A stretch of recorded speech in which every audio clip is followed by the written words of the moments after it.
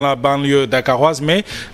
tout d'abord damay jox sama gars yi ñu commentaire balaa may jàll ci beneen localité parce que wax naa leen ci début émission bi dañu bëgg a def le point sur les inondations avant ñuy jàll ci yeneen sujet d'actualité alors Omar Faye la nga doon wax kon ñëw na ñu bàyyi la nga continuer. waaw xam nga fi ñu koy waxee nii moo gën a safe. waaw xam nga dañuy jaajëfal man sama secteur privé laa jaajëfal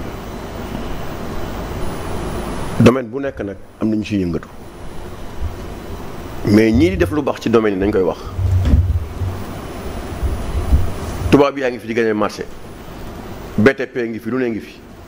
waaye situation du am ba ñu ñëw taxaw dañu wax li am c'est le secteur privé ñooy taxaw li ñu dund nii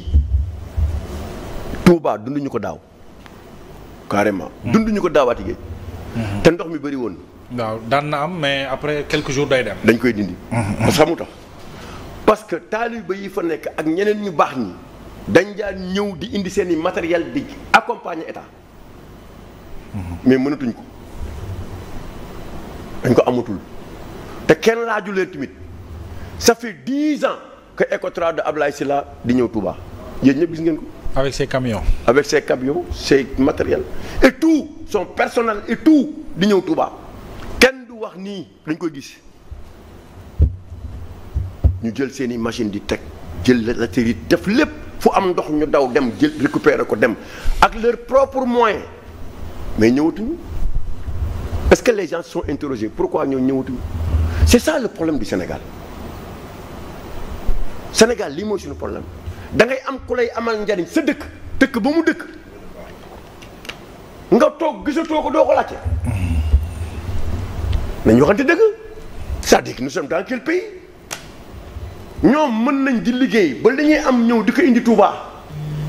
qui peut me dire aujourd'hui en cas d'inondation qui fait mieux que Ablaye Sylla de Ecotra ki mu nañ ko wax en matière d'inondation rek wala récupération eau pluviale amul mais tey Touba yëpp waroon taxaw ne am nañ fi benn taalibe bi ñuy wax Ablaye Sylla danaa ñëw fii di ngacc ndox mi pendant 15 jours wala même avant ba lu ñëw ñu indi ko ànd ak état du Sénégal waaye ren bu ñëw doo leen ko laaj man de par colère dama koy laaj na dama ko daan gis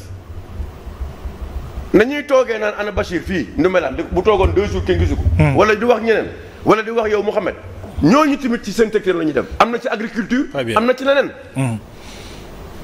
mais le plus grave en dehors de tout ça où est le ministre moo jaral laaj waaw le ministre ci boppam la ñuy di laaj anamu gisatu ko à part dem fële Parcelles Assainies ne leen am ngeen lu kenn amul yow ngay jaamu askan wi nga naan am ngeen lu kenn amul parce que wax ngeen premier ministre te yow nga war a jaamu askan wi yow yaa war a nekk seen jaam ñëw taxaw seen soxla naan am ngeen lu kenn amul yow ñoo ñi ngay wax am ngeen lu kenn amul yow ñi ngi xaar nga indi leen solution par rapport à leur problème. ah woote premier ministre nag loolu. non mais c'est ça ce qui est grave c'est le premier ministre ne se déplaçait pas c'est le président d'antan yii bu daan am c'est le président qui s'est déplacé et qui faisait le tour faire des propositions depuis inondation yi ñoom ba léegi. très bien quelle est la proposition bu ñu defagum pour régler le problème nañ ñu ko wax à part l'audit du solution auditer du solution mënoo auditer plan décennal bi plan bi sax yow maîtriser woo ko mais yow qu'est-ce qu'ils nous proposent dans la mesure où dañ daan toog fu taa ñu jël seen i vidéo filmer ko donc ñoom li tax ñu falu inondation yi ci la bokk na fu ñu ko daan gis même daawul am inondation sax mais dinañ fa créer inondation génn seen i film naan xool leen fii nu mel xanaa waaye lu leen tere ñu def ko nii moo tax Dieu est juste très bien nit booy nekk na nga nekk ci dëgg bañ a nekk ci populisme tey lii bu daan am dañuy def plan Orsec ku nekk loo am génn ko ñu jéem a xool ni ñu régler problème bi c'est pas Touba est beaucoup plus grave mais c'est pas seulement Touba c'est partout pratiquement dans ce pays très bien commentaire la woon rek dinañ ci ñëw alors Moustapha gis nga la situation des inondations sur les inondations à Touba ban commentaire voilà dama fàtte sànq ci sama présentation moi je suis assistant social de formation Machallah. Je suis en service au niveau du nouveau ministère de la santé et de l'hygiène publique c'était le ministère de la santé et de l'action sociale depuis le 6 bi le action sociale ba tëb na donc man je suis un peu intéressé par ces questions et je pense que muy général muy monsieur Omar Faye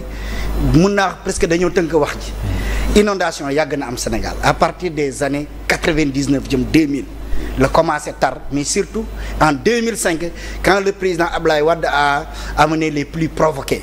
mais ñun ñëpp giseen nañ jamono yooyu wax dëgg yàlla su situation yi amee le président en personne mooy déplacé wu gis nañ fi Ablaye Wade jógee fi aéroport directement dem fenn gis fi Macky Sall def la même chose ni ko kii waxee tey yow ngay namoo ak coup de téléphone et je pense que fi mu ko waxee loolu la tey y a un mécanisme d'aide pendant les inondations mu baax mu bañ a baax ñun Sénégal loolu la ñu xam et ça soulagé lu mu néew les populations c'est le plan Orsec mais fàttali ko leen daaw am na lu fi xew ba borom kër gi dem fenn di jàppale ay nit ko am ci tolof mais du kooku mooy yërëm ñii fekkee waa Touba dañoo xaar pour ce régime là régler la question de l'inondation je pense que ils vont déchanter longtemps pour dire que un état doit être prévisionniste da nga war a teg ay plan xam man sama réew mi ñaari at ñetti at wala juróom fukki at fan laa ko war a yóbbu et il faut avoir un plan d'aménagement un plan directeur on peut pas lutter contre les inondations sans un bon plan d'assainissement te lu mu la bon sous Abdou Diouf la woon je pense qu'il y avait Seydou Sissal qui était là c'est lui qui avait créé les actes les zones aménagées concertées pourquoi ne pas aller vers des quartiers aménagés concertés faire ce qu'on appelle la structuration des quartiers mais loolu la il faut une volonté politique mais comme loolu loo xam c'est dans le long terme aujourd'hui il faut qu'il déclenche le plan Orsec à travers toutes les parties prenantes ñu mën a soulager ces populations parce que lii wax dëgg yàlla répercussions yi ça dépasse même l'aspect sanitaire l'aspect environnemental même psychologiquement ça peut perturber ces populations tey ñii xalaatoo fa jàng xalaatoo fa wér-gu-yaram donc ils sont dans des situations extrêmement difficiles donc nous à travers cette antenne on sollicite on fait un appel au gouvernement moi je pense que le premier ministre malheureusement il l'avait dit il a mu ngi doon tooñ son ministre Cheikh Tidiane mu ne ko yow yaa waxoon ndox mi daaw du sa ndox est-ce que tu as pris les dispositions cette année pour que malheureusement non malheureusement donc non, vraiment nous sommes déçus de cette situation et que nous compatissons avec la population de Touba mais c'est l'occasion ñun Koumpentoum on n'a pas beaucoup d'inondations mais tey ce sont les villages qui sont coupés tu prends Koumpentoum Mérito c'est 32 kilomètres démb ñaari ambulance ñoo fa ngir a bërki démb pour aller prendre une femme enceinte donc du inondation mais c'est l'effet des eaux de pluie aujourd'hui ça impacte sur la vie des Sénégalais et vraiment loolu lu métti la merci Moustapha Ibrahima ban commentaire sur ce qu'on a vu actuellement à Touba moi je pense que dañuy war a méttitlu ñu nekk ci mbënd mi vraiment ils sont dans une zone de catastrophe naturelle boo xam ne autorités yi dañ ci war a jóg ay muntukaay mais bu ñu waxantee dëgg dañu war a dépolitiser l'inondation parce que les causes nous dépassent quand même des problèmes politiques c'est ça aujourd'hui malheureusement ñii nag dañ ko politiser woon justement en disant que nawet bële du nawet bi du sunu nawet mais justement Mohamed loolu boo ko waxee les Sénégalais dañu lay xaar ci nawet bii ñëw xam ne kon jàpp téye nga fu dëgër bu boo ñëwee régler la situation malheureusement ce qu'on a vu mais Mohamed c'est pas quand on dit le cas. Ñu dépolitiser cause ça ne pousse pas à ne pas apporter des solutions c'est-à-dire ñu dépolitiser ko moom mooy ñu définir les causes il y a le dérèglement climatique qui fait que aujourd'hui il y aura plus de précipitations taw bi day gën a yokk yenn